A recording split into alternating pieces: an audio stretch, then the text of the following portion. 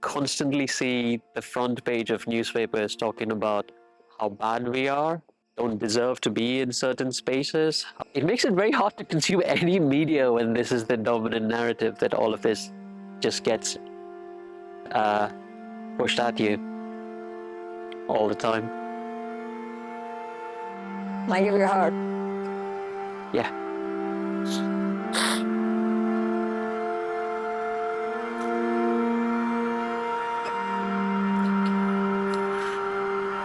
Thank you for being here. When you love someone, you stand up for them. Focusing on the love was really important to me, because this original was for Pride last summer, and then I added this little extra bit after we'd gotten engaged, after I'd proposed. Jenni proposed to me earlier this year, even though I said, you know, you're going to get a lot of baggage. You want to marry a trans immigrant? Yeah, I think it might be a kind of clematis. Clematis is like a family of plants. I thought it was like a plant. No, it's a family of flowering plants. Lily. Yeah, with a red arse.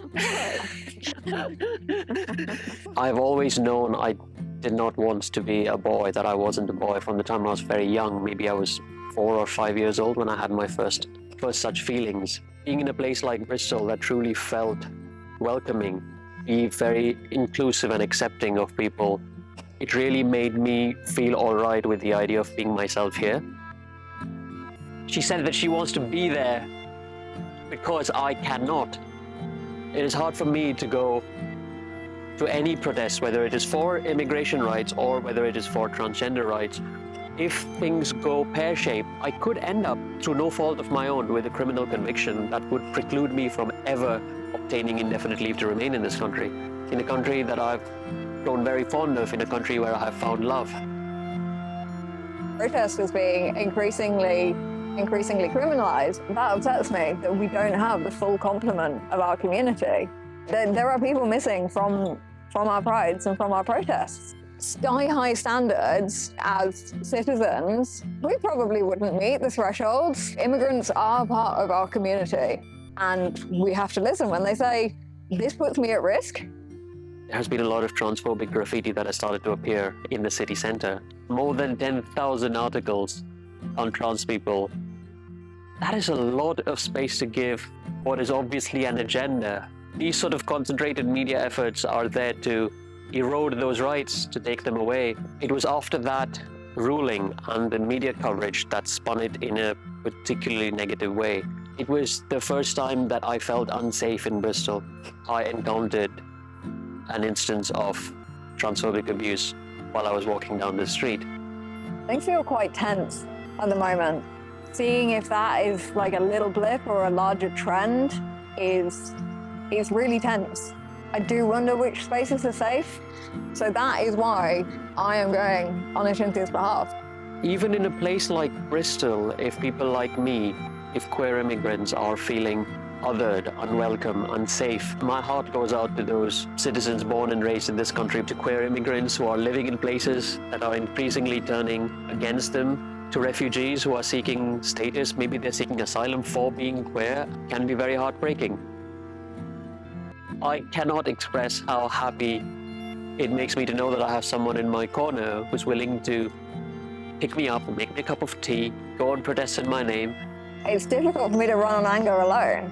I was thinking of so many angry things that I could write, but of course, different people are fueled by different emotions. I can keep my energy up best. I can stand for longer with this message. I'm puffing up my chest and I'm sort of trying to be all bold and stuff.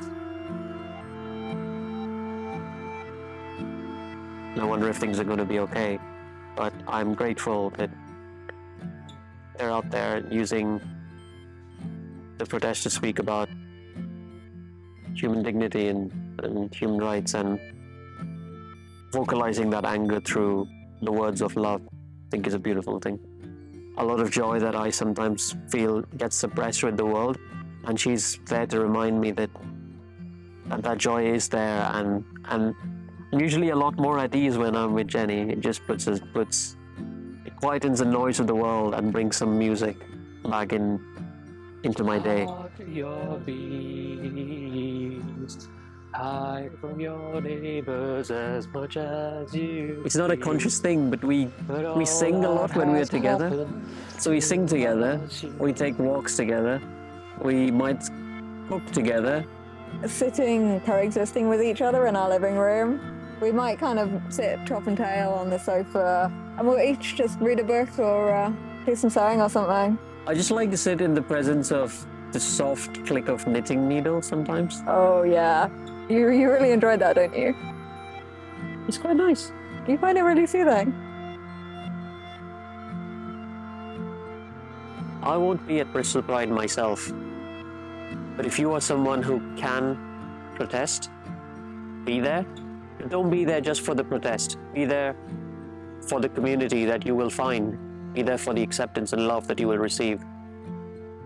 Be there because it is a space that is full of joy.